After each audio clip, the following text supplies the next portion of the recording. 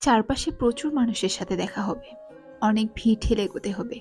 অনেক রকম কথা কানে আসবে। শুধু আপনাকে যেটা করতে হবে সেটা হলো ইগনোর।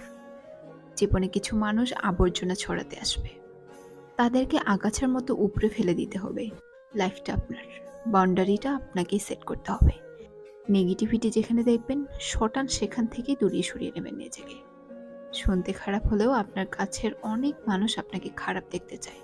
তারা চায় সহানুভূতি নামক মলমের তলে একটু কাটা খায় নুন ছিটাতে। আপনি সিম্পলি সেই সুযোগটাই দেবেন না। অযথা তর্কে যাবেন না। বোঝাতে যাওয়ার কোনো প্রয়োজন নেই।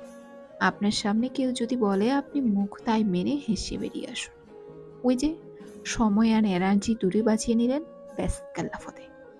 যে যা বলছে শুনে নিন।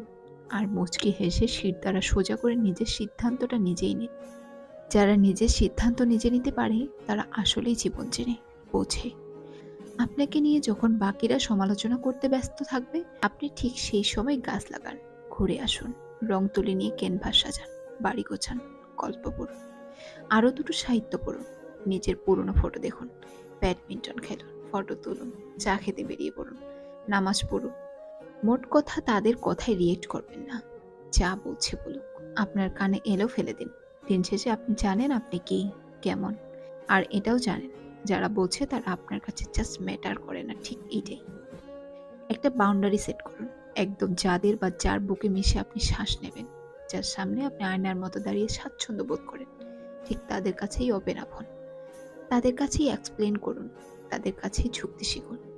কারণ হয়তো তারা বা সে আপনাকে খারাপ দেখতে চাইবে না। বাদবাকি দুনিয়াকে মালাঘোরা করে ঝেড়ে ফেলে দিন। একটা কথা মাথায় রাখবেন, জীবন অনেক সুন্দর। আপনি যে জীবনটা বাঁচতে পারছেন সেটাও অনেক সুন্দর।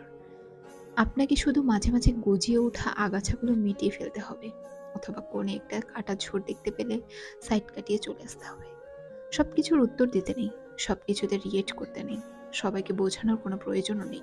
এগুলো বাদ দিতে না পারলে লসটা আপনারই।